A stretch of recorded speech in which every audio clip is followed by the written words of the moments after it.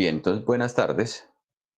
En la clase anterior nosotros hablamos de diferentes cosas. En particular, como ya conocíamos las cargas eléctricas y sabíamos que tenían dos naturalezas diferentes, unas las llamábamos cargas positivas y otras cargas negativas, y sabíamos que la carga estaba cuantizada y que había una mínima unidad de carga que era la que habíamos llamado carga electrónica, pues ahora queríamos conocer cómo se, se comportaban las cargas cuando estaban en presencias unas de las otras. Y determinamos que por medio de una fórmula, de una ley que conocemos como la ley de Coulomb, podíamos encontrar cómo era la interacción que elementos o que objetos cargados ejercían entre sí. A esa ley la llamamos la ley de Coulomb y nos permitía entonces determinar esencialmente o decir que la fuerza que se ejercían mutuamente dos partículas cargadas era proporcional a el valor de cada una de las cargas. Entonces, si eran Q1 y Q2, dijimos eran Q1 multiplicado por Q2 multiplicado por una constante de proporcionalidad que la llamamos K sub E, y eran inversamente proporcionales, es decir, dividimos por esa distancia que hay entre esas partículas cargadas elevada al cuadrado. Y obviamente teníamos en cuenta la naturaleza vectorial de la fuerza, entonces hacíamos el ajuste correspondiente para tener una expresión que fuera entonces perfectamente coherente con la naturaleza vectorial y que además nos dijera a partir de ese valor o del signo que obtuviéramos allí, si la fuerza apuntaba en la dirección en la cual las cargas se atraían entre sí o en la dirección en la cual las cargas se repelían entre sí. Vamos entonces ahora a, a conversar acerca de este problema que les dejé al final de la clase anterior, en el cual dijimos, ¿qué pasa entonces cuando ponemos una tercera carga? Y hicimos la suposición de que teníamos tres cargas puntuales, una primera carga Q1, una segunda carga Q2 y una carga Q3. ¿Qué ocurre entonces cuando tenemos tres cargas? ¿Alguien quiere aportar y decir qué es lo que va a suceder entonces cuando tenemos esas tres cargas presentes o cómo debemos afrontar ese problema? Profe, las cargas experimentarían fuerza, una carga experimentaría la fuerza que le hace uno, la carga Q1 y la carga Q2. Por ejemplo, la carga Q3 experimentaría la fuerza de la carga Q1 y la carga Q2 no. Y dependiendo si fuera positiva o negativa, se movería hacia una o hacia la otra. Entonces, sí, vas en la dirección correcta, Carlos. Lo que vamos a tener entonces es que vamos a aplicar un principio. A ese principio lo vamos a llamar el principio de superposición. ¿Listo? El principio de superposición esencialmente lo que nos dice es que si nosotros tenemos una serie de objetos o una serie de cuerpos cargados, podemos analizarlos como si ellos interactuaran por parejas, por pares. ¿Cuál sería entonces la manera como nosotros atacaríamos este problema? Primero vamos a analizar, por ejemplo, el caso de las cargas Q1 y Q2, haciendo de cuenta que esta carga Q3 no existe. Este problema ya lo sabemos resolver. Dije, habíamos dicho, entonces que nosotros teníamos una línea de acción de la fuerza que unía esas dos, teníamos una distancia R que nos separa la carga Q1 y Q2, ¿sí? La distancia R entre Q1 y Q2. Podemos analizar entonces esto a partir de definir un vector unitario, llamémoslo el vector unitario R12, y asociado a ese vector unitario le podemos poner la fuerza que la carga 2 está experimentando debido a la carga 1, o sea, la fuerza 1, 2. ¿Qué era lo que teníamos que hacer? En este caso, por ejemplo, tenemos dos cargas que son positivas. De antemano sabemos que esas dos cargas positivas van a ejercer una fuerza repulsiva entre sí. ¿Sí? Cuando hacemos el análisis, entonces nos vamos a dar cuenta que efectivamente la fuerza F1,2 va a tener el sentido de que le hemos puesto allí, ese sentido que tiene acá. Ya lo sabemos hacer, entonces analizaríamos la magnitud. Pues más, podemos incluso escribir la fuerza F1,2 y decir, es Q1 por Q2 por K sub E sobre R, la distancia que hay entre Q1 y Q2, elevado al cuadrado, y en la dirección del vector unitario R12. Esa es esta fuerza que tenemos acá, incluso pongámosla en rojo.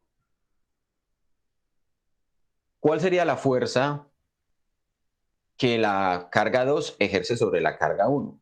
Sería una fuerza que iría en este sentido. ¿Sí? Esa es la fuerza F21. Esas dos cargas entonces eran positivas y tratan de alejarse entre sí. ¿Cuál es la magnitud? La magnitud será la misma magnitud que tenga esta de aquí. ¿Y ahora qué hacemos entonces en el siguiente paso? Vamos entonces ahora a suponer que esta carga 2 ya no existe. ¿Listo? Y vamos a analizar entonces la interacción que hay entre Q1 y Q3. Q1 y Q3 van a actuar a lo largo de esta línea de acción de fuerzas. La línea que las une a ellas. Van a tener una distancia RQ1, Q3. Puedo definir también un vector unitario. Vamos a ponerlo ahora en verde. Este vector unitario que apunta de la carga 1 hacia la carga 3. Y la fuerza, ya sé que la puedo poner en este sentido. Esta sería mi fuerza F13, o sea, la fuerza que la carga 1 ejerce sobre la carga 3. Sin embargo, cuando hagamos el análisis, ¿de qué nos vamos a dar cuenta? Que estas dos cargas eran de signo contrario, y entonces cuando escribamos F13, vamos a tener Q1, Q3, K sub E, sobre la distancia que hay entre Q1 y Q3 al cuadrado por R13. Nos vamos a dar cuenta que el signo que nos va a dar esta fuerza que tenemos aquí es negativo.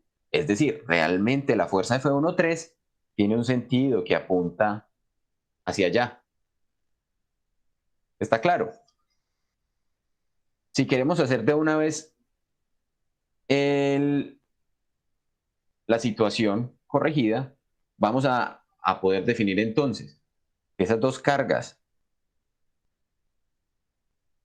o que esa fuerza F13 realmente es una fuerza atractiva. Podemos pintarla en este sentido, teniendo cuidado con algo.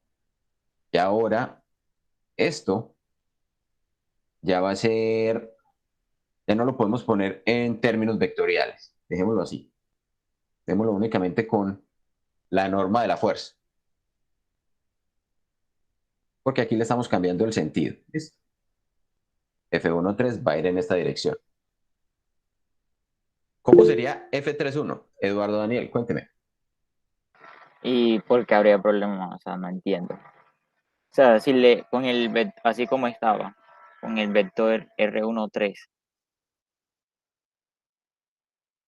Lo podríamos expresar de esta manera, ¿cierto? Lo podríamos considerar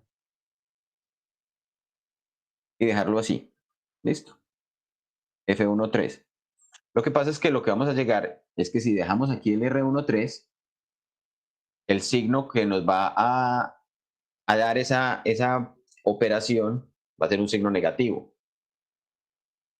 A lo que quiero llegar es que efectivamente cuando yo analizo lo que sucede sobre la carga Q1, yo debo sumar vectorialmente esas dos fuerzas. Miren, esta fuerza F21 ya la tengo acá. ¿En qué dirección estaría la fuerza F31?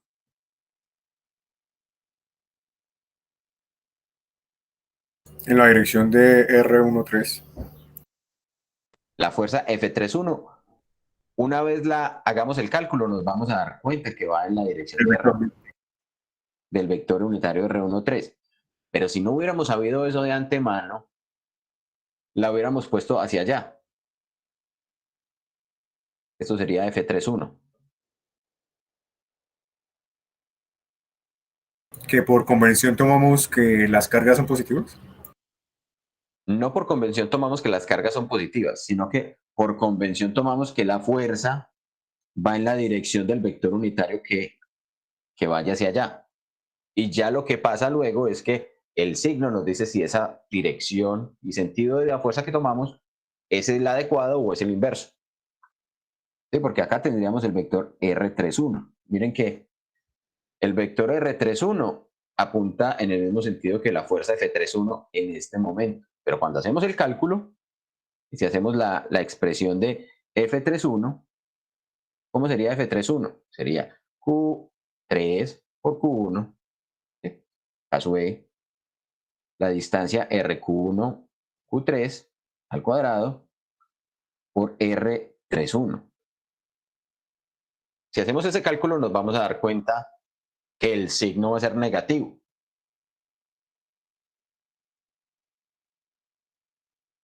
A lo que me refiero es como que no veo, o sea, el problema de que un vector esté acompañado con un menos delante. O sea, simplemente eso quiere decir que va en el otro sentido y ya. Ok, listo. Entonces lo podemos dejar así. Si para todos es claro así, simplemente tener en cuenta esto, que realmente el vector, cuando hagamos el cálculo y la suma vectorial, tenemos que sumar, al sumar estos dos vectores, debemos recordar que este es un vector que apunta en el otro sentido. Tiene un signo negativo.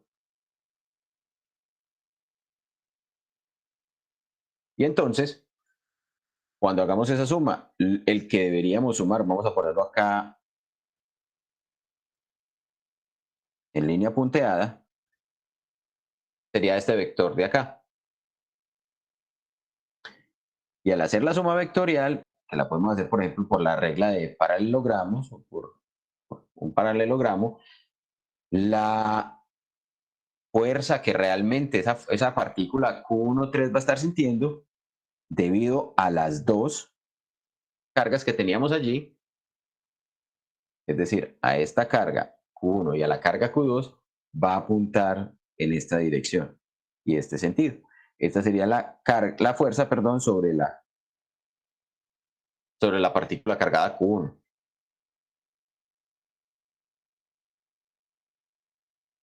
¿Está claro? Sí, Juan. ¿Solo para Profe, Eduardo o para todos los demás? Daniel. Juan, se escribe F123 o así. La podríamos llamar solamente F1. F1 como efecto, o sea, como la fuerza total que está experimentando la partícula cargada Q1, la partícula 1. ¿Sí? Porque no necesariamente va a ser esa la situación, que tengamos solamente dos partículas que nos llenaríamos acá de subíndices. Entonces simplemente la fuerza sobre 1 es la fuerza, esto lo podemos expresar así, la fuerza que experimenta la carga 1 es la suma vectorial de F21 más F31.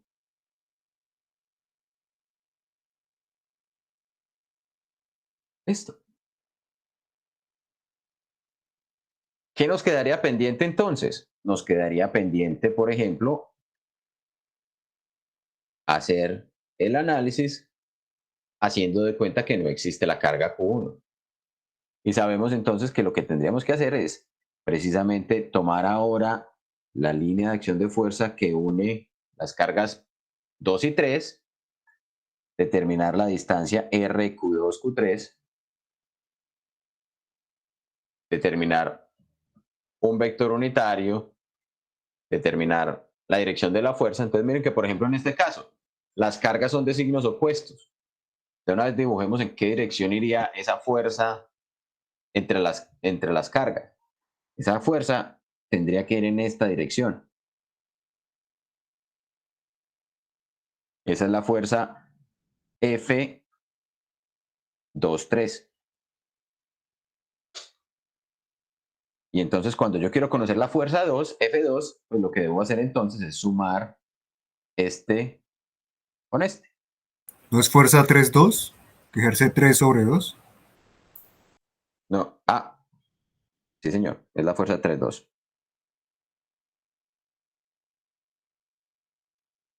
La fuerza que 3 ejerce sobre 2. Gracias, Mateo.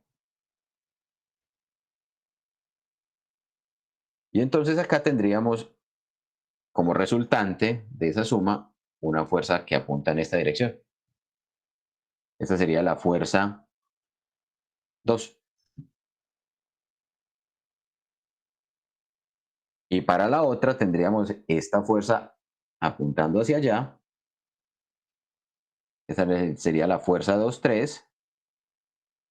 Y la resultante entonces sería por aquí. Sería esta fuerza que apunta hacia allá. Esta sería la fuerza 3. Entonces, con ese principio de superposición, yo puedo entonces definir esencialmente que en cualquier Juan, sistema, hola, puedes subir un poco arriba.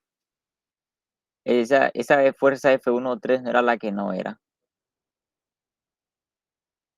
O sea, la era fuerza, en el otro sentido, ¿no? sí señor, tiene usted toda la razón, gracias por estar pendientes. María Fernanda, cuénteme.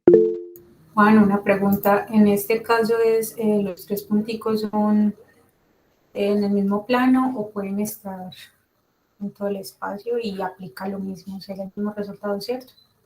Pueden estar en cualquier punto del espacio, o sea, por esos 3 puntos en el espacio me formarían un plano. Y el resultado sería exactamente igual. Lo que vamos a... Sí, pero digamos que si yo lo veo como que, yo sé que se necesitarían más de 3 puntos para hablar de plano, pero digamos que ya hay un plano ahí y en el cual está Q1 y Q3. Y el punto Q2, la carga 2, está por encima o por fuera de ese plano. Igual aplica y sería el mismo resultado. No, pero mira que realmente estamos hablando de que entre 2 puntos, por 2 puntos pasa una línea recta. Cuando yo pongo un tercer punto, entonces ya estoy formando un plano que contiene tanto a la línea recta como a ese punto adicional. La situación, digamos que cambiaría cuando tenemos muchas cargas puntuales. Entonces, esta sería la situación que vamos a encontrarnos. Si nosotros, por ejemplo, tenemos un sistema de coordenadas, digamos X, Y, Z, y tenemos cargas en el espacio. Llamémosla, por ejemplo, Q1 por aquí, Q2 por aquí. Digamos que esta es positiva, digamos que esta era negativa. Pongamos un Q3 por acá, también positiva. Q4 negativa. Otra Q5 por aquí. Entonces, el efecto de todas esas cargas sobre una carga adicional, llamémosla Q, se va simplemente a sumar. Lo que yo tengo que hacer entonces para determinar cuánto es la fuerza que está experimentando Q es analizar a Q con Q1. Ahora hagamos esto a Q con Q1, como si las otras 4 cargas no existieran. Luego a Q con Q2, luego a Q con Q3, luego a Q con Q4, luego a Q con Q5, y la fuerza resultante, esa fuerza que vamos a encontrar, sería entonces la fuerza que está actuando sobre Q, sería entonces Q1 por Q sobre la distancia que hay, llamémosla R1, entre Q y Q1 al cuadrado por K sub E. ¿En la dirección de quién? En la dirección del vector unitario R1. Ese vector unitario R1 sería este vector unitario. Más Q2 por Q por K sub E sobre R2 al cuadrado, R2 unitario, donde el vector unitario R2 es este. Y así sucesivamente hasta cubrir todas las cargas que tengamos allí. Y entonces para n cargas, la fuerza que Q va a experimentar, en el caso de n cargas,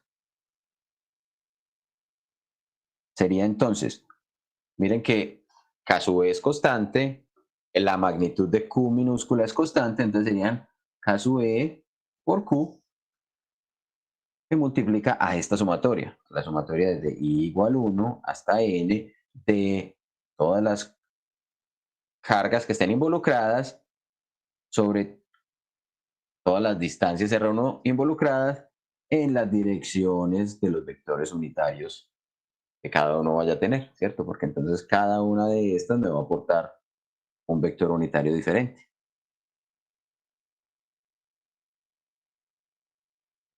Listo. Esta sería como la expresión que nos permite determinar la fuerza sobre un sistema de cargas distribuido. ¿Está claro? Sí, Juan. Juan, una preguntita. Ahí, ¿cómo definiste el vector unitario? Los vectores unitarios siempre van desde la carga donde estoy considerando, digamos, la carga que estoy considerando como fuente o como carga inicial con respecto al punto que yo quiero conocer, al punto donde tengo esta carga Q. Mira que en todas partes tenemos Q minúscula. Y todas las otras cargas Q1, Q2, Q3, Q4, Q5 estaban, ¿cierto?, distribuidas en el espacio. Entonces, cada uno de los vectores unitarios apunta desde la carga hacia la carga de análisis, desde la carga hacia la carga de análisis, desde la carga hacia la carga de análisis. Esa fue la manera como definimos esos vectores unitarios. Listo, Juan. Gracias. Hagamos un ejemplo. Vamos a suponer que tenemos ahora tres cargas. Otra vez tres cargas, ¿sí? Y que están sobre un plano. Pero vamos a ponerle valores a esas cargas. Digamos que esta es la carga. Aquí vamos a poner una carga Q2.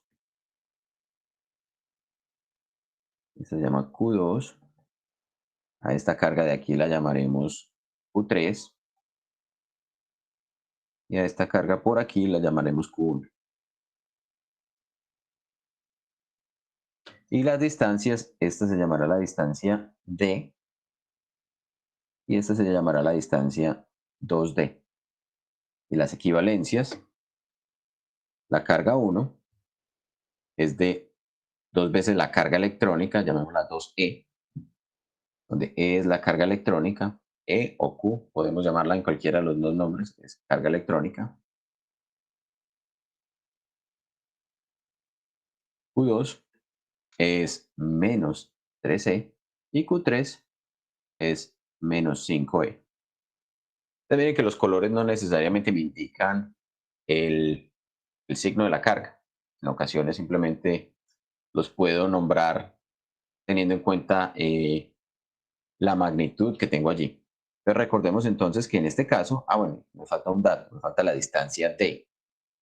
La distancia D es de 2 por 10 a la menos 7 metros.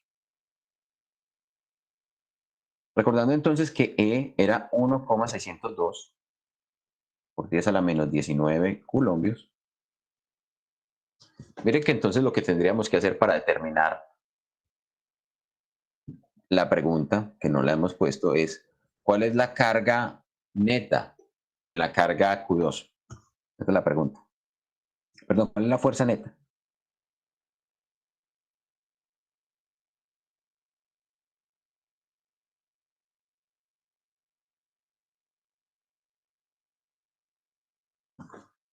Listo. Entonces el análisis lo tenemos que hacer nuevamente aplicando este principio de superposición, suponiendo que vamos a analizar Q1 y Q2 y luego que vamos a analizar Q2 y Q3.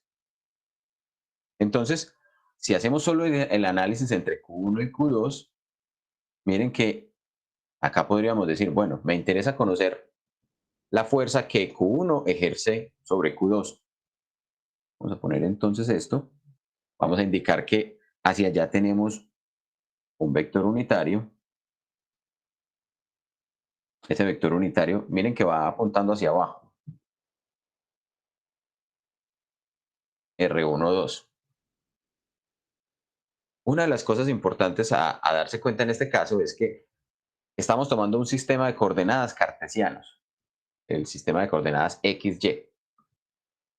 Pero los ejes X y Y de por sí ya tienen unos vectores unitarios definidos. Si ustedes de pronto recuerdan, a esos vectores unitarios los llamábamos los vectores Y y J. Si por ejemplo teníamos la coordenada Z, a ese vector unitario lo llamábamos K. Entonces en este caso, miren que el vector unitario R12 equivale al vector unitario menos J. O sea, apunta hacia abajo en la dirección opuesta al vector J. Listo, eso es simplemente para que ahora nos demos cuenta al momento de resolver qué consecuencias va a tener eso. Entonces, si dibujamos o suponemos que la fuerza F12 va en esta dirección y este sentido, pues podemos ahora expresar y calcular cuánto debería ser esa fuerza F12. Yo puedo decir que F12 es ¿quién? Q1 por Q2 por K sub E sobre la distancia que separa Q1 y Q2 elevado al cuadrado, en este caso es D al cuadrado, en la dirección del vector R12. Listo. Vamos a hacer ese cálculo como si lo estuviéramos resolviendo en el ejercicio del examen. ¿Cierto? Esencialmente Q1, dijimos que Q1 era 2E. Esto es 2 por 1,602 por 10 a la menos 19 coulombs. Multiplicado por Q2, que es menos 3. Menos 3 por 1,602 por 10 a la menos 19 coulombs. Por caso E, 8,99 por 10 a la 9 y las unidades newtons metros cuadrados sobre coulombs cuadrados. Dividido D al cuadrado, D es 2 por 10 a la menos 7 metros, 2 por 10 a la menos 7 metros al cuadrado en la dirección del vector unitario R12.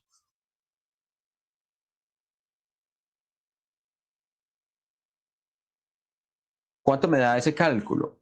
Ese cálculo debo esperar que tenga un valor, un resultado negativo, ¿sí? Por el signo que tiene la carga 2. Entonces en este caso me da menos 3,46 por 10 a la menos 14. Juan, Hola. pues te hago un comentario. Es que en estos momentos se ve como borrosa la pantalla y no.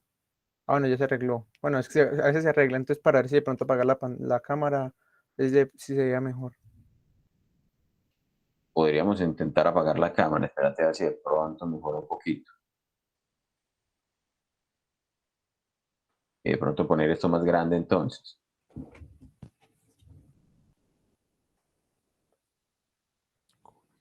Sí, profe. ¿Se ve mejor allí? Sí, señor. Bueno, entonces tenemos allí que nuestra fuerza F12 va con signo negativo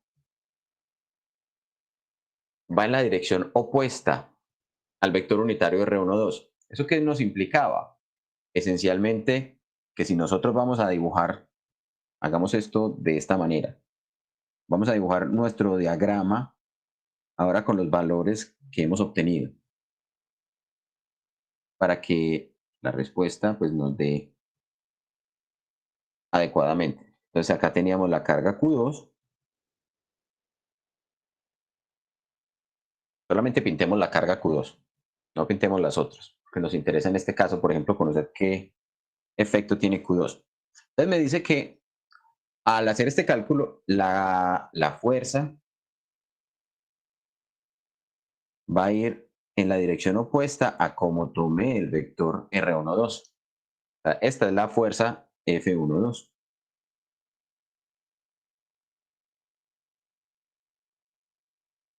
Va en esa dirección y en ese sentido. ¿Listo? Ahora, ¿cuál será el otro caso que necesitamos analizar? Necesitamos analizar esta otra situación. Vamos a analizar entonces qué pasa, por ejemplo, entre las cargas Q2 y Q3. Tomaríamos entonces el vector unitario apuntando hacia allá. Ese sería mi vector unitario R, que va de 3 hacia 2. Y vamos a considerar entonces que la fuerza F32, no es así, esto es V fuerza, que la fuerza 32 va en esa dirección, en la misma dirección del vector unitario. Vamos a calcular cuánto es F32. F32 era entonces el producto entre Q3, Q2, caso E, la distancia que separa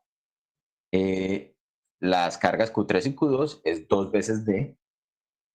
Entonces esto es 2 veces D elevado al cuadrado en la dirección del vector unitario 3, 2. Vamos a reemplazar los valores. Q3 valía menos 5. Vamos a ponerlos por acá.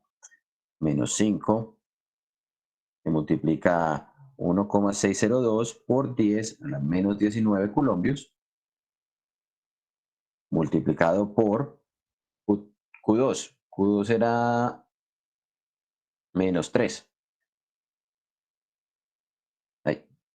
Menos 3 por 1,602 por 10 a la menos 19 colombios.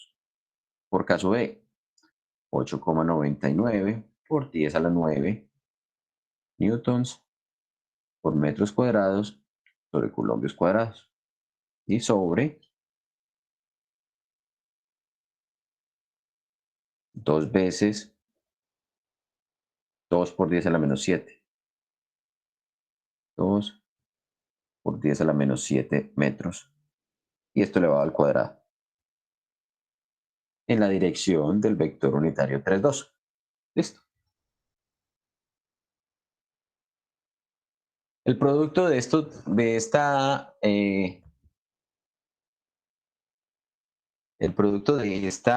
operación, o la solución de esta operación, F32, me da 2,163 por 10 a la menos 14 newtons en la dirección del vector R32. Entonces, ¿qué quiere decir eso? Quiere decir que la dirección que asumimos efectivamente era esa. Entonces, esta es la dirección. Ah, bueno, y la magnitud es inferior a la otra. Es un poquito más cortica. Esta es la fuerza F32. Y esto de acá era Q2. Entonces, ¿cuál será la fuerza resultante? La fuerza resultante será la suma de estas dos. Esta más esta. Esto me va a dar una fuerza que va a apuntar hacia allá. Esa es la fuerza en 2.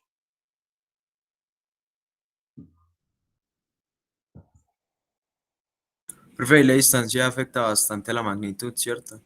La distancia afecta bastante la magnitud, exactamente. A pesar de que el producto de las dos cargas. Por ejemplo, cuando multiplicábamos la carga 2 por la carga 3, esto era 15 veces la carga electrónica al cuadrado. El hecho de estar al doble de la distancia hace que el efecto sobre la carga 2 sea mucho, mucho menor. ¿Sí? Entonces, dense cuenta que es importante la distancia. La distancia juega un papel muy importante. Creo que no era la cámara, Daniel. Entonces sigue viéndose borroso.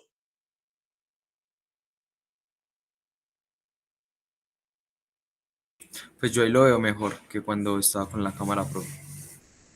No, eso es Bueno. por la conexión de cada uno que se ve a ratos. Porque está con la cámara virtual del OBS, ¿sí o qué, Juan? Sí, señor. Estoy con la cámara virtual de lo Solo es una transmisión. Si fuera compartir pantalla y la cámara por aparte, eso sí satura la grabación.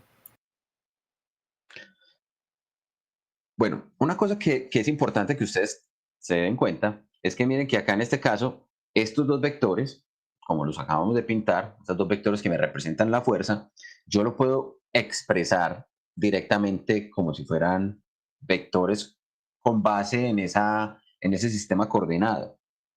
¿Cómo así? ¿Cómo expresaríamos esos vectores con base en el sistema coordenado? Este vector F12 o esta fuerza F12 se expresaría en estas coordenadas. Se expresaría. Profe, una pregunta. ¿Por qué esa fuerza de F2 pues la pintó así? Porque sería la suma vectorial de F12 y de F32. Ah, ya. Entonces miren que, por ejemplo, yo podría expresar la coordenada X de esa fuerza F12 es 0. La coordenada Y de la fuerza F12 sería 3,46 por 10 a la menos 14. Y la coordenada Z, en caso de que habláramos de las tres coordenadas, sería también 0. Y esto en newtons. Entonces, esta es otra manera de expresar esa fuerza F12. La fuerza F32 sería en dirección X. Miren que iría en la dirección negativa de las X. Entonces esto tendría un signo negativo. Menos 2,163 por 10 a la menos 14. La menos, este 14 me quedó mal.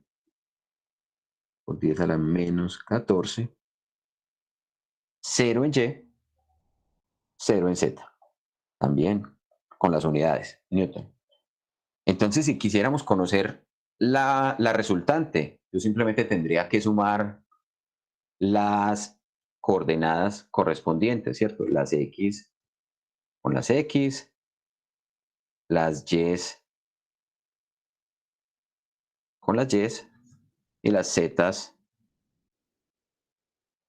con las Z. Entonces, de una vez puedo conocer las coordenadas de ese vector resultante. Entonces, aquí directamente la fuerza 2 no es otra cosa que el vector menos 2,163 por 10 a la menos 14, 3,46 por 10 a la menos 14, 0 newtons. Ese es el vector resultante, esa es la fuerza resultante. Ahora, en ocasiones me interesa conocer cuánto es la magnitud de esa fuerza. ¿Qué sería? No sería otra cosa que la norma del vector. Entonces, esa norma del vector la podríamos determinar a partir de decir, la norma de F23 o la magnitud de la fuerza no es otra cosa que ¿quién? Miren que esto sería como los lados de un triángulo rectángulo que estamos formando acá, ¿sí? Donde la fuerza que me interesa es la hipotenusa, este lado es la misma longitud de o sea, este cateto, y este cateto es F32. Entonces miren que esa hipotenusa sería la raíz de F12, de la norma de F12 al cuadrado, más la norma de F32 al cuadrado. Es decir, simplemente tomar raíz de, ¿cuánto fue que nos dio el otro? Nos dio 3,46 3,46 por 10 a la menos 14 al cuadrado más 2,163 por 10 a la menos 14 al cuadrado, y esto en newtons. Entonces, esa será la respuesta que vamos a obtener. Eso nos da 4,08 por 10 a la menos 14 newtons. Esa es la magnitud de la fuerza F2. Daniel Enrique.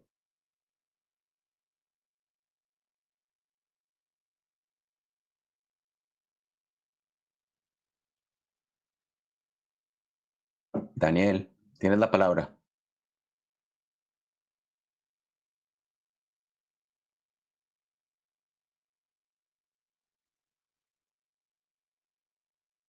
Bueno, no sé si fue que se le dañó el micrófono. Ah, ok. Bueno, pues de pronto escribir la pregunta mientras tanto yo continúo con esta parte. Listo. Miren que acá nos interesa, por ejemplo, esta respuesta vectorial ya es la respuesta completa, ¿cierto? Esta es la fuerza con sus componentes. Pero en ocasiones nos interesará también conocer de pronto este ángulo. Este ángulo llamémoslo el ángulo phi. Pero a veces también es más fácil determinar este ángulo que forman estos dos vectores, el ángulo teta. Hay maneras entonces de conocer cualquiera de los dos ángulos a partir del conocimiento de vectores que ustedes tienen. Entonces, si quiero conocer a phi, o sea, el ángulo que forma con la horizontal, está dado por el coseno a la menos 1 del producto vectorial, el producto punto, entre F12 y F23, perdón, y F32, sobre el producto de las normas de F12 y de F32. Entonces, si obtenemos ese valor, vamos a encontrar, o si hacemos esa operación, o que esto es producto punto, vamos a encontrar que ese ángulo es de 122,02 grados. Y también vamos a encontrar entonces que si queremos determinar teta lo podemos encontrar como la tangente inversa o el arco tangente, que es la misma operación, de las magnitudes o de las normas de cada una de estas fuerzas vectoriales de F12 sobre F32. Listo. Y si hacemos esa operación nos vamos a dar cuenta que esto es 58,02. Ahí la diferencia es por las cifras significativas que estoy tomando. Pero sabemos que, por ejemplo, la suma de phi y teta me debería dar 180. Diego Alejandro. Juan, y ahí no importa cuál se pone, o sea, cuál va en el numerador y cuál va en el denominador. ¿Cómo así? En esta de la tangente inversa, o cuál sería el orden. Ah, no, sí importa, claro. Es como si estuviéramos armando este triángulo que tenemos acá. Ya, ¿Cierto? porque si no quedaría respecto al eje Y, eso es lo que me quieres decir. Si no quedaría respecto al eje Y, exactamente. Entonces estoy tomando el cateto opuesto sobre el cateto adyacente. Cateto opuesto sería F12, por eso lo puse en el numerador, perdón. Y el cateto adyacente es F32, entonces me permite obtener este ángulo teta por aquí. Listo, pero y si ahí no termino de entender, o sea, qué ángulo está formando ahí. No Y mentiras, es el ángulo que se forma con respecto al eje X, con respecto al eje horizontal. pero el positivo.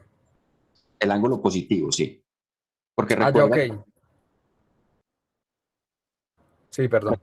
sí, en las coordenadas polares, cuando tenemos un punto, ¿cierto? En coordenadas polares lo que hacemos es decir, tenemos un punto cualquiera en el espacio y la manera de definir ese punto es por medio de la distancia o el radio r y el ángulo con respecto al eje horizontal, el ángulo medido con respecto a este punto. Entonces esa es la manera de nomenclar ese punto y lo llamamos R θ. ¿Sí? La misma historia, solo que el punto ahora pues estaría pues, por este lado. Y en este caso sería el suplemento del ángulo teta, Sí, señor. ¿cierto? Listo, gracias. Bien. ¿Alguna otra inquietud hasta allí? ¿Puedes ir por un poquitico, reviso la de... Sí. Gracias.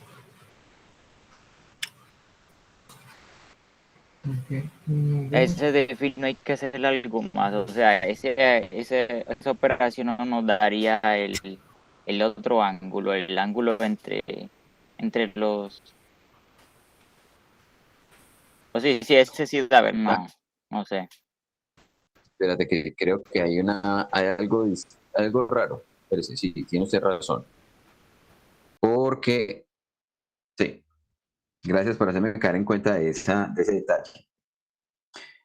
Esta operación tiene que aplicarse de la siguiente manera. Tiene que aplicarse, si yo quiero conocer a phi, vamos a llamar estos, si fueran los vectores B1 y B2, por ejemplo. B1 y B2. Y esta es la norma de B1 y esta es la norma de B2. Listo. Entonces, esencialmente lo que tendríamos sería, para obtener ese ángulo necesitaríamos un ángulo horizontal y un vector horizontal y un vector que es el que nos interesa, F2. Como ángulo horizontal podemos tomar el vector unitario I. Y el ángulo que vamos a obtener es este, phi.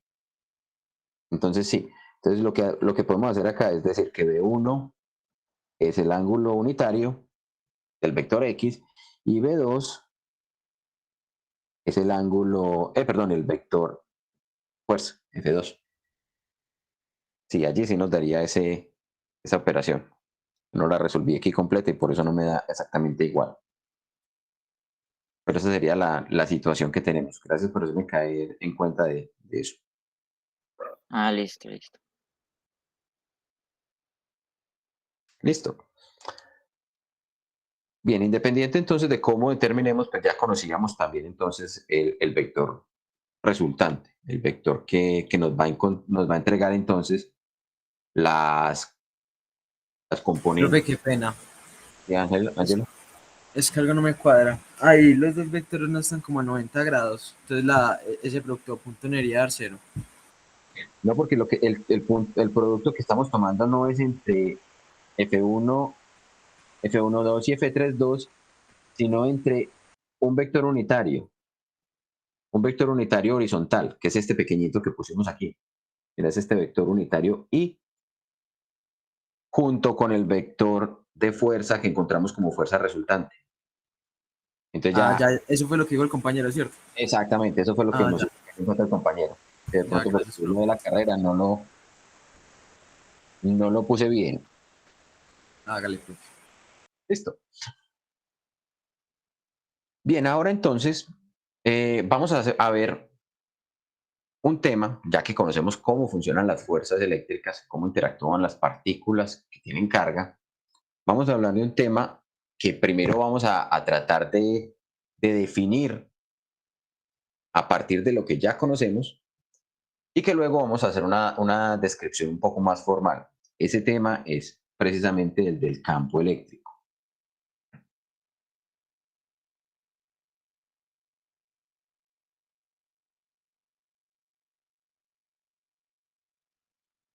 Este es uno de los tópicos que en ocasiones genera un poco más de ansiedad a la hora de enfrentarse a, a los problemas de física, de electricidad y magnetismo, y es porque digamos que no estamos habituados a experimentar el campo eléctrico. Digamos, el cuerpo humano tiene algunos sensores, ¿cierto? Que son los sentidos con los cuales podemos experimentar diferentes sensaciones o podemos interactuar con el mundo, pero no tenemos un detector para la medición de campo eléctrico directamente. Todos sentimos, por ejemplo, el efecto del campo gravitacional. Todos hemos lanzado objetos. y ver cómo el campo gravitacional interactúa con ese objeto y hace que el objeto caiga. Pero con el campo eléctrico no tenemos eso. En realidad los ojos son un sensor de la intensidad o del módulo al cuadrado del campo eléctrico. O sea, los ojos, esa visualización de la luz que estamos teniendo, lo que está haciendo es cuantificar un promedio temporal del cuadrado del campo eléctrico, pero no el campo eléctrico como tal. Sergio. ¿Aló? ¿Me escucha? Sí, Ah, sí, ya, es claro. que pude conectar un micrófono aquí porque no tenía antes.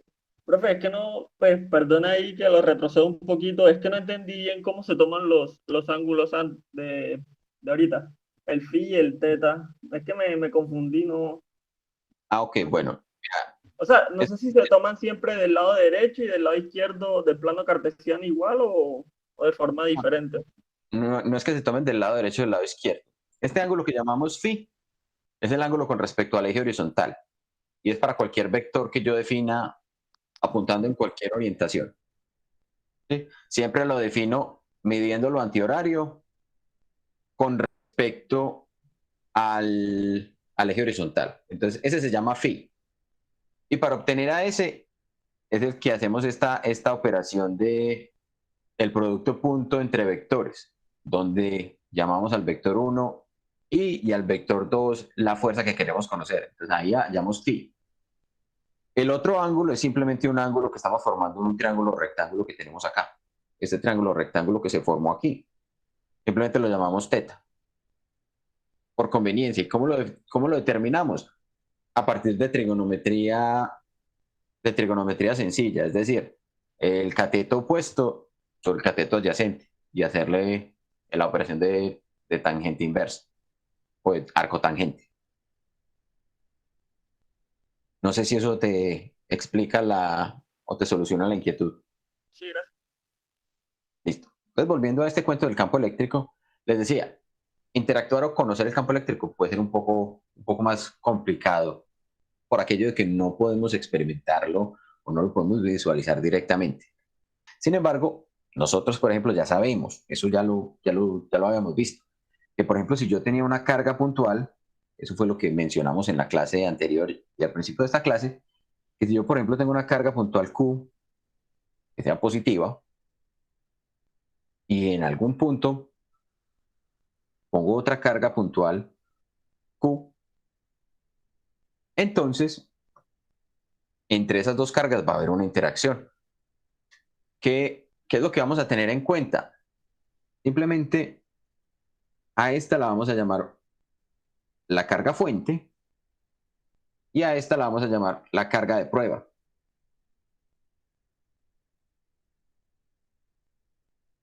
Pero el concepto es exactamente el mismo que vimos cuando vimos la ley de Coulomb. Acá, ¿qué es lo que decíamos? Esencialmente que la carga fuente y la carga de prueba van a interactuar sobre esta línea de acción de fuerzas para conocer cuánto era la fuerza que la carga de fuente le hacía a la carga de prueba. Entonces definíamos un vector unitario que apunta de la carga fuente a la carga de prueba, R. En este caso, miren que no le estoy poniendo subíndices. Y esencialmente lo que vamos a decir es que, bueno, entonces la fuerza que este va a experimentar, esta fuerza, la hemos definido como,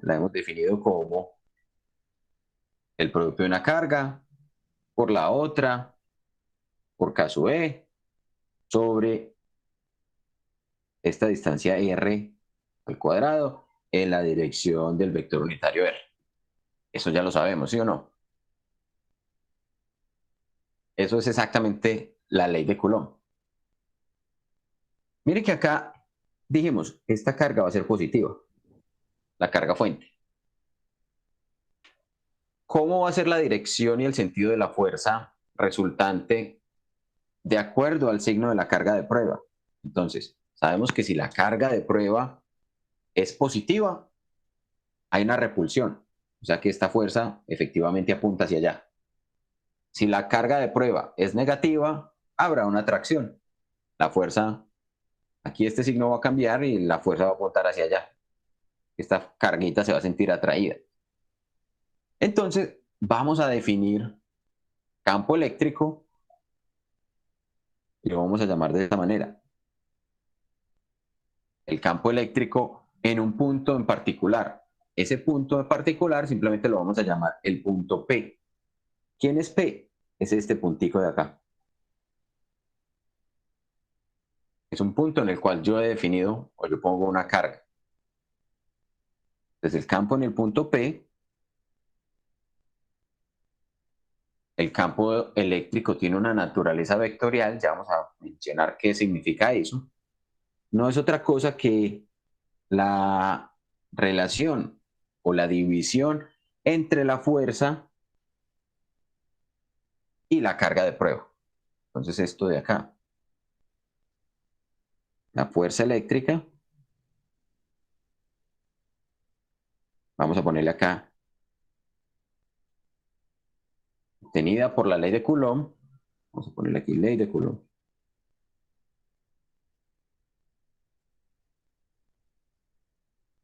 Y esto que tenemos acá es la carga de prueba.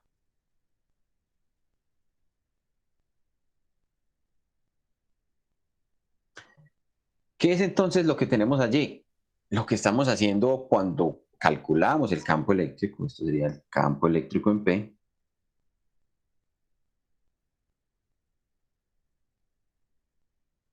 Carga de prueba que ubique en P.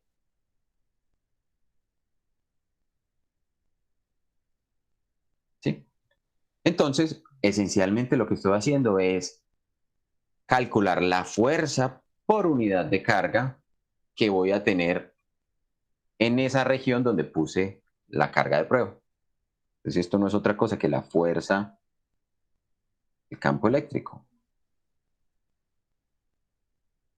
Es la fuerza por unidad de carga.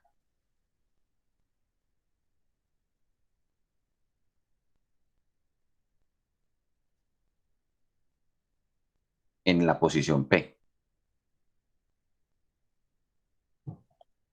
Listo. Profe, Entonces, una pregunta. claro. Disculpe, Juan. Entonces el campo eléctrico siempre va a estar en la línea de acción de la fuerza. Y ahí me surge la duda, entonces, ¿por qué se llamaría campo? O sea, me da como algo mucho más global alrededor de esa fuerza. Ah, ok. Lo que pasa es que cuando hablamos de la globalidad o el punto P, puede ser cualquier punto en el espacio. Acá le estamos diciendo, para ese punto P en particular está allí, pero realmente el punto P yo lo puedo poner en cualquier parte. Y entonces es ahí donde yo digo, ah, es que el campo eléctrico producido por esta carga que yo tengo acá, esa carga fuente, es una cosa que está en todo el espacio. Esa carga genera un campo en cualquier región. Sí, no sé si eso de pronto, allí simplemente dijimos el punto P, pero no dijimos en qué parte está el punto P. El punto P puede ser cualquier parte. ¿Dónde es el único punto del espacio donde yo no puedo determinar el campo eléctrico? El único punto del espacio donde yo no puedo En la determinar el carga campo eléctrico, fuente. en la carga fuente misma, exactamente. O sea, yo puedo poner este punto P en cualquier parte del espacio, lo puedo poner acá, lo puedo poner acá. Porque la Bueno, distancia sería cero, está en el denominador. exactamente, esa es la razón por la cual llegamos a una cosa que se conoce como una singularidad matemática. Sí, esencialmente, matemáticamente no es posible, físicamente tampoco tiene sentido que yo pueda determinar el campo producido por la fuente en la misma fuente. Si es claro ese concepto, hagamos un análisis o un símil con el campo gravitacional. El campo gravitacional lo producen los objetos con masa. ¿Sí? Pero esa masa no se atrae a sí misma. Esa masa no ejerce atracción gravitacional sobre la masa misma, considerando la masa como si fuera una masa puntual.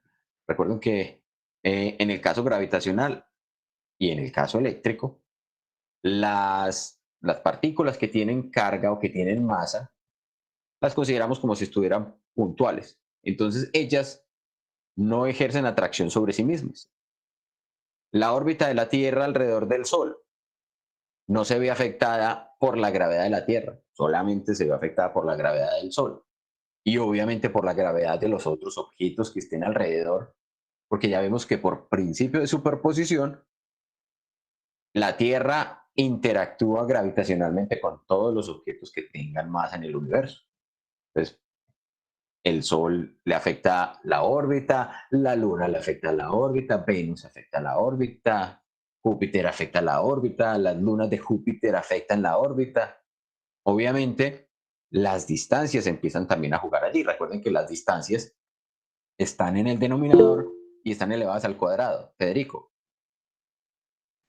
Juan, una preguntita con eso. O sea, nosotros lo que medimos con el principio de superposición es en ese instante, porque según tengo entendido, cuando uno tiene más de dos cuerpos, ya en el tiempo uno no puede saber qué va a suceder con ellos, pues la interacción.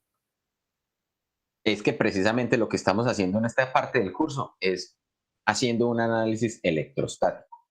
Estamos considerando que la variación temporal no afecta, ya que el tiempo no es la variable que va a jugar aquí, únicamente la variable espacial.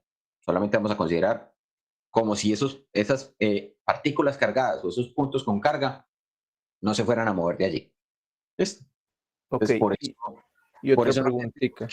sí, claro. Aquí no se tiene en cuenta, pues pues no se le pone una dirección explícita a R, pues el vector unitario, porque es a todo o sea, es como la esfera que se genere con ese radio, o sea, la esfera de radio R. O sea, es todo por eso es un campo. Exactamente, sí, señor. Ok, listo, gracias. Eduardo Daniel y luego Eric.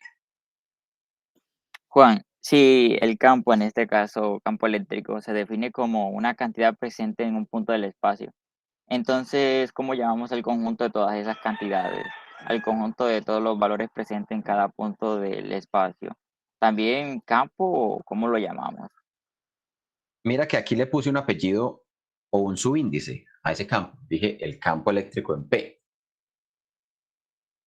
Cuando yo tomo todas las contribuciones para todos los puntos P, entonces ya hablo del campo eléctrico producido por esta carga. ¿Sí? Listo. Es precisamente eso. ¿No, ¿responde tu pregunta? Sí, se respondería. Listo. Eric. Juan, pero ahí pues no se cancelarían la carga, entonces ¿qué tiene la carga de prueba ahí qué influencia tiene en el campo eléctrico, ya que pues con la fórmula se cancelan? No. Eso es verdad. Esa carga de prueba se cancela y es precisamente lo que vamos a mirar en este paso siguiente. Es que cuando tenemos ese campo eléctrico en P, es la fuerza eléctrica debida a la ley de Coulomb, que era Q por K sub E sobre R al cuadrado sobre Q.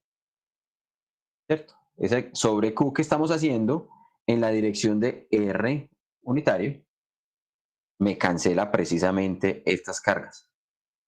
Y entonces a lo que llegamos es efectivamente a una expresión que no depende de la carga que yo ponga en esa posición. Entonces, esta es la expresión para el campo eléctrico en un punto P cualquiera. ¿Qué me interesa? Me interesa determinar la distancia. Esa es la distancia que va a tener. ¿Y va a depender de quién? Únicamente de la magnitud de la carga fuente. Entonces, por convención, esto sí pongámoslo aquí como una nota, por convención, U pequeñita es siempre positiva.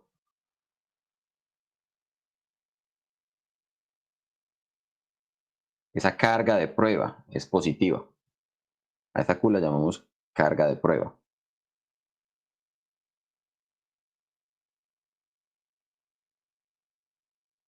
¿Y eso qué implica? Que como esto es un vector, lo único que va a afectar la dirección de ese vector campo para cualquier punto es el signo de la carga fuente, o sea, el signo de Q grande. ¿Sí? Entonces, esta expresión que tenemos acá es precisamente el campo eléctrico en P.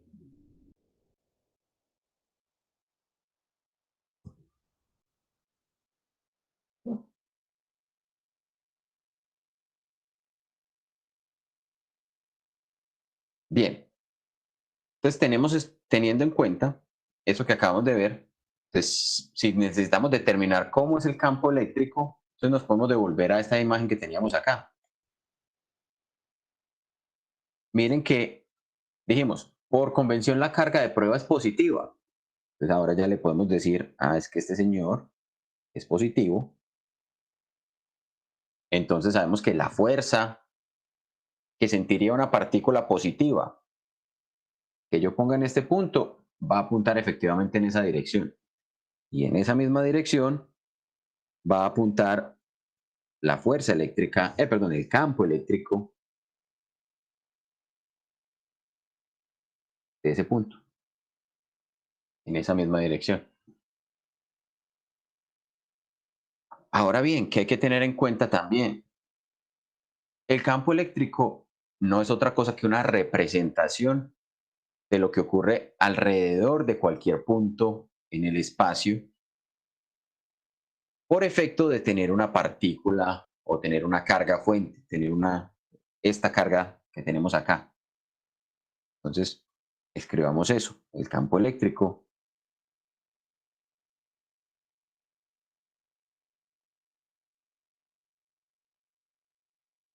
que lo voy a llamar aquí E con gorro o E con la flecha, es una representación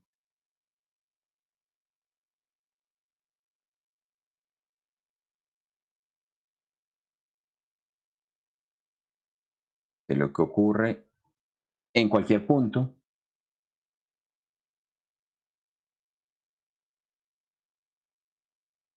alrededor de una carga fuente.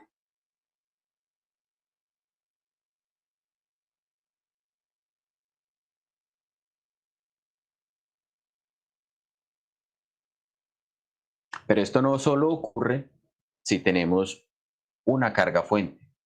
Si tenemos muchas cargas fuente, entonces ya vimos que, si teníamos muchas cargas fuente, llegábamos a esta misma situación.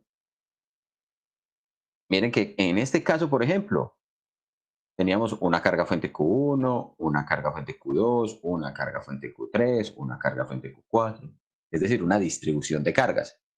Entonces, si yo quiero saber cómo es el campo eléctrico acá, ¿qué es lo que tendría que hacer? Tendría que determinar el campo eléctrico para este punto, teniendo en cuenta cada una de estas cargas fuente, o teniendo en cuenta esa distribución de cargas. Y por principio de superposición, sumarlas todas. Listo. Miren que según esa fórmula que tenemos allí, nosotros habíamos dicho, es que el campo eléctrico para el punto P era la fuerza eléctrica en el punto P sobre la carga de prueba. Las unidades de la fuerza son efectivamente los newtons. Y las unidades de la carga son los coulombios. Entonces las unidades del campo eléctrico son efectivamente newtons sobre coulombio.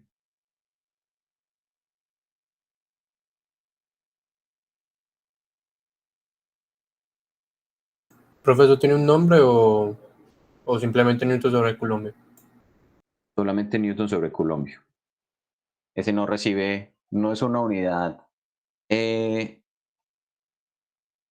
no es una unidad que derivada de las unidades del sistema internacional, simplemente newton sobre coulombio. Tiene equivalencias, sí, tiene una equivalencia que también está relacionada con otra con otro par de unidades que son también empleadas en el caso eléctrico, y son los voltios por metro, voltios sobre metro. Entonces estos son voltios y esto es metro. Entonces también se pueden encontrar campos eléctricos que pueden estar expresados en newton sobre coulombio o en voltios sobre metros, pero la magnitud, la cifra es exactamente igual. No hay ninguna diferencia. ¿Listo? Volviendo entonces a este cuento de que teníamos entonces varias cargas, miren que esencialmente yo puedo casi que copiar esa diagrama que teníamos aquí.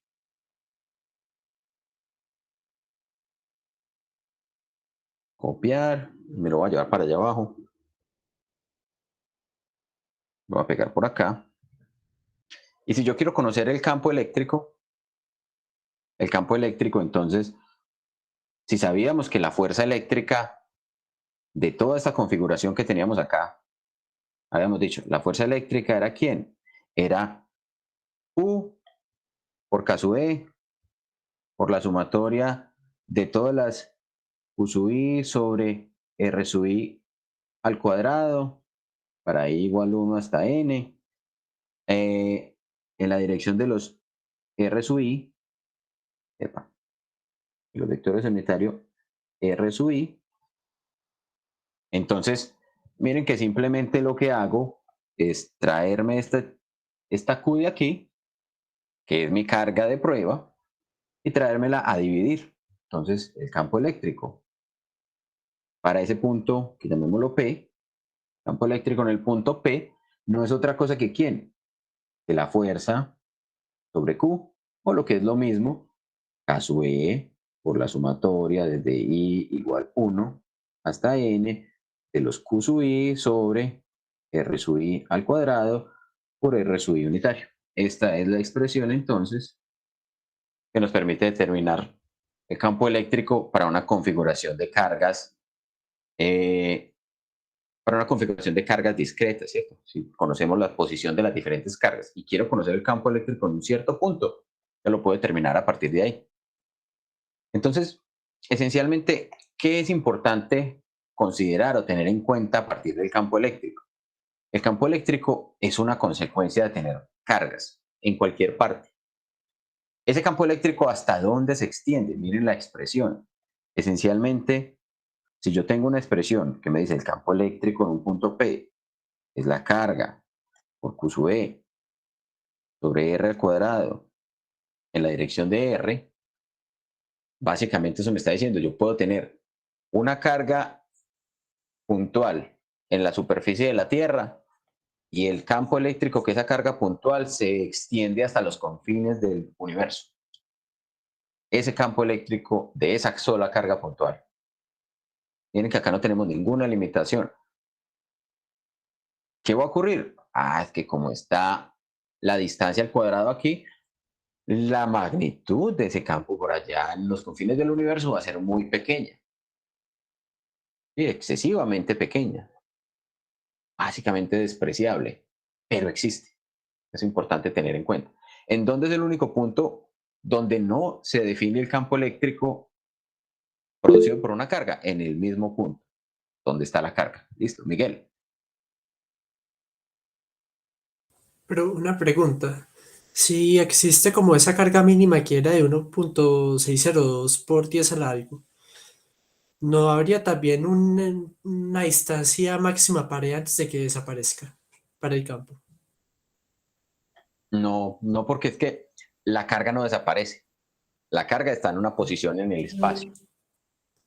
Y su efecto o su manera de relacionarse con todos los otros cuerpos cargados en el universo es a través del campo eléctrico. O sea, esa carga, esa sola carguita, así sea la carga de un electrón o un protón, genera una perturbación en todo el universo que se conoce como campo eléctrico de esa carga.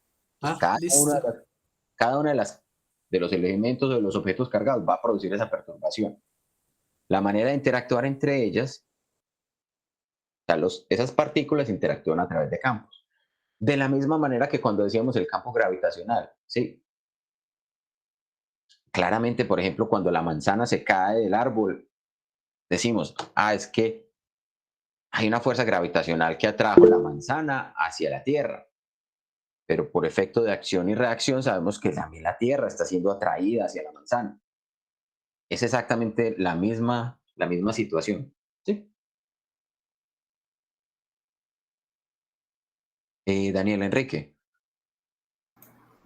Profe, Juan, pues sabemos que el campo gravitacional está compuesto, digamos, de el espacio y el tiempo que tiene esa propiedad de, no sé, doblarse. En el caso del campo eléctrico, ¿eso ya a qué correspondería? En el caso del campo eléctrico también tendríamos una interacción con el tiempo. Se llaman las ondas electromagnéticas. Entonces es la manera de las cargas eléctricas interactuar en el tiempo. Cuando las cargas no están fijas, sino que se están moviendo en el espacio, ellas generan ondas electromagnéticas. Pero realmente eso, digamos que eso es tema que se sale del contenido del curso, pero tiene su equivalencia, tienen su eh, similitud. Por ejemplo, ustedes saben que que una de las cosas que no se habían descubierto hasta recientemente eran las ondas gravitacionales. Sin embargo, ya estaban predichas hasta hace un siglo. Einstein lo había predicho en sus teoría de la relatividad especial. Ya allí debía existir la presencia de ondas gravitacionales, que no había forma de medirlas hasta recientemente, pero se descubrieron. Mientras que, por ejemplo, en el caso eléctrico, esas ondas electromagnéticas digamos que inclusive ya interactuábamos con ellas, porque, por ejemplo, la luz como tal es una onda electromagnética.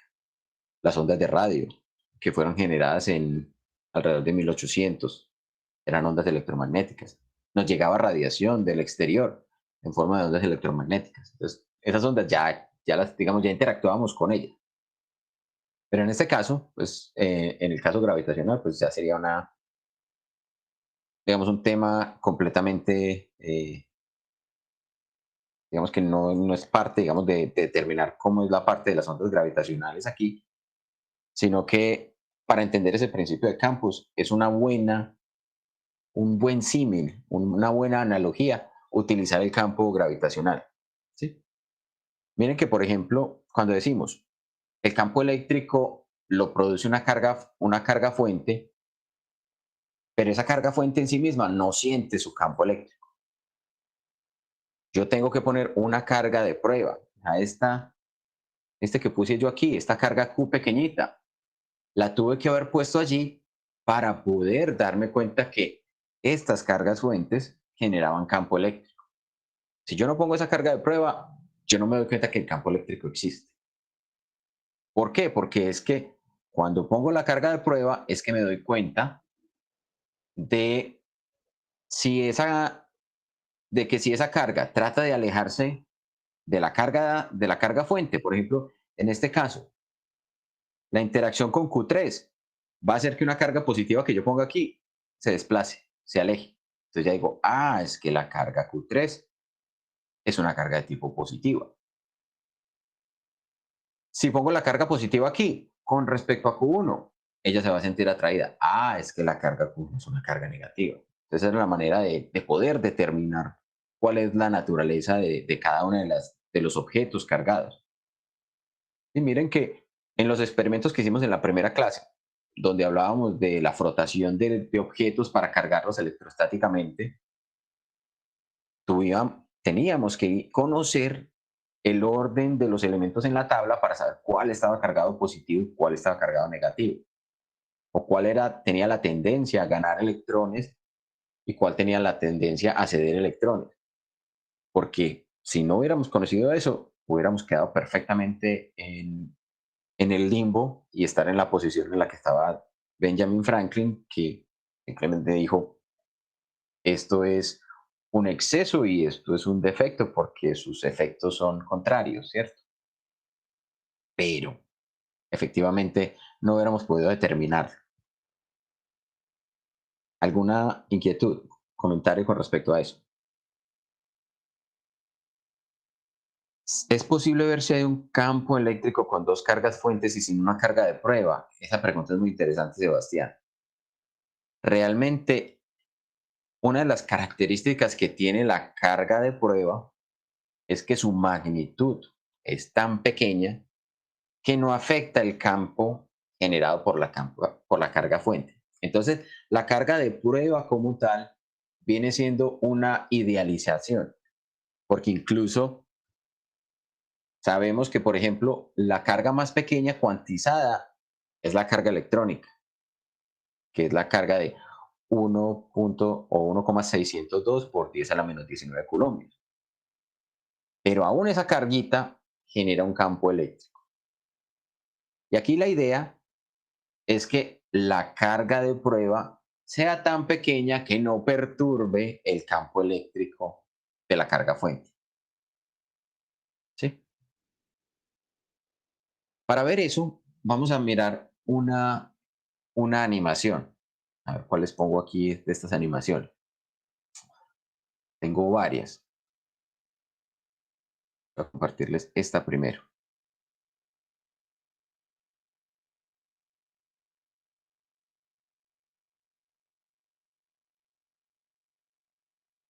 Esta que estamos viendo allí es una simulación donde estamos simulando tener, acá en esa posición amarilla, una carga de un nanoculombio.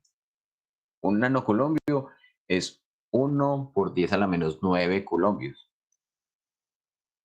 Claramente, esto es 10 órdenes de magnitud más grande que la carga electrónica. Entonces, efectivamente, lo que tenemos allí cuando ponemos o cuando visualizamos esos vectores, miren que esos vectores, su intensidad no Juan, está dada por la...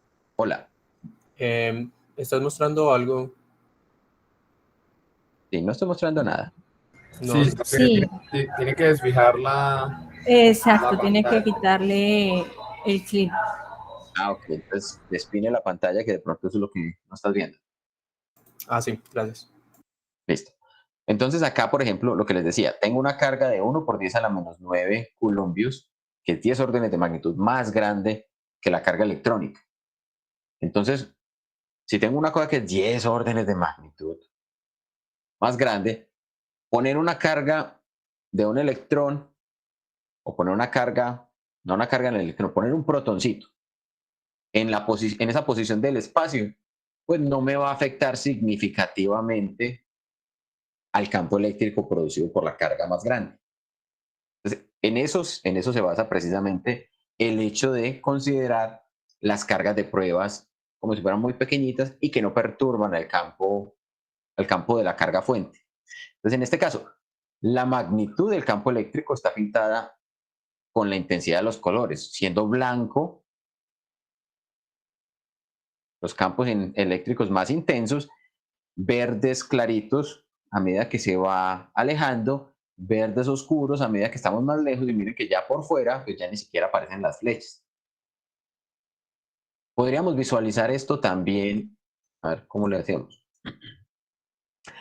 Miren que efectivamente para esa carga que está simplemente en un punto, tenemos vectores apuntando en todas las direcciones. Pues como nuestra carga fuente era efectivamente, bueno, perdón, como nuestra carga de prueba era una carga que dijimos va a ser siempre positiva, entonces sabemos que esta carga de acá va a ser ¿de qué tipo? ¿Positiva o negativa? Positiva. Sería una carga positiva, porque si yo pongo una carga fuente aquí, se va a ver alejándose, ¿cierto? Va a sentir una fuerza que la está alejando. Esto lo podríamos ver también, en lugar de verlo como si fueran con vectores, como si fueran con partículas. Entonces, apenas hundo aquí el botón, ustedes van a ver que aparecen un montón de partículas. Piensen en cada una de las partículas como si fueran cargas positivas pequeñitas y miren el efecto que van a tener. Quitémosle la pausa. Miren que todas esas partículas tratan de alejarse de la carga fuente. ¿Por qué? Porque todas las partículas que estoy poniendo allí son cargas efectivamente positivas, Entonces sienten una fuerza repulsiva. La animación lo que hace es poner nuevas partículas aleatoriamente en el recuadro y calcula la fuerza que está sintiendo para generar el movimiento. Miren que, por ejemplo, si yo cambiara el signo de la carga, ahora las partículas o las cargas de prueba van a sentirse atraídas. Miren que aquí efectivamente la carga ahora es de -1 nanocoulomb. Si lo vemos en términos de los vectores, lo que voy a ver son vectores que apuntan todos hacia adentro, los que están mirando hacia allá. Entonces esa es una de las animaciones. Por acá tenía otra, vamos a ver si me funciona, que lo estoy viendo como rarita. No lo estoy viendo aquí. A ver qué pasó con esto.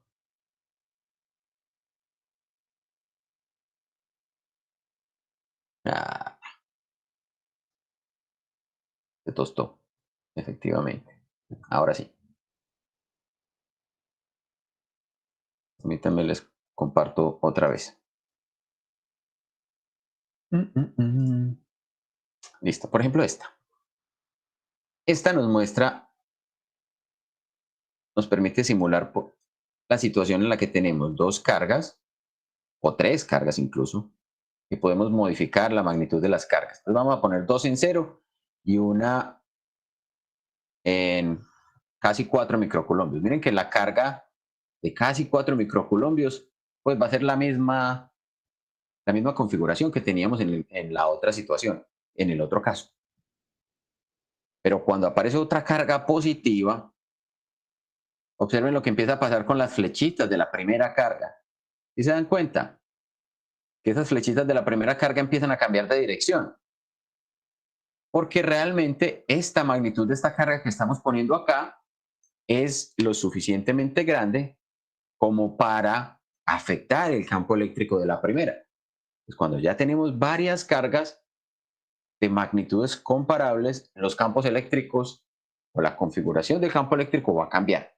Es una de las cosas que quería que nos quedara muy clara, que tuviéramos en cuenta que efectivamente la presencia del campo eléctrico o la presencia de cargas afecta la configuración.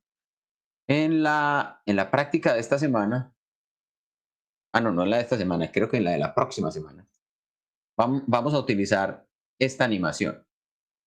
Vamos a compartir esta pestaña. Entonces miren lo que vamos a tener acá. Voy a poner cargas. Miren que las cargas son cargas de una magnitud de 1 nanocoulombio o de -1 nanocoulombio.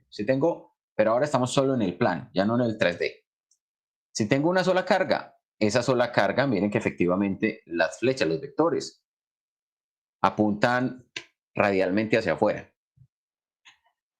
Pero cuando vengo con una segunda carga, afecto la dirección de los vectores. Ya todos los vectores, estos que tenía por acá, que todos salían radiales, ahora algunos de ellos van a ir hacia adentro de la carga negativa. Yo puedo poner varias cargas. Es más, si pongo más cargas, pues obviamente voy a lograr configuraciones del campo eléctrico o de sus vectores que van a cambiar. En esa primera animación que les mostré, esta de aquí, también podemos ver eso. Vamos a poder visualizar, por ejemplo, campos eléctricos de cargas de diferentes signos. Esto se llama un dipolo. Luego vamos a hablar de eso. ¿Listo? Quiero que paremos allí porque ya lo que quiero o lo que vamos a continuar es precisamente un análisis que nos va a permitir comparar el efecto gravitacional, que es al que estamos acostumbrados, con el efecto eléctrico. Entonces, de esa manera, si paramos en este momento, no empieza un tema que de pronto no alcance a culminar. Sergio Andrés. Hola, profe. Tenía una duda. Cuando, por ejemplo, si hay dos cargas fuentes y una carga de prueba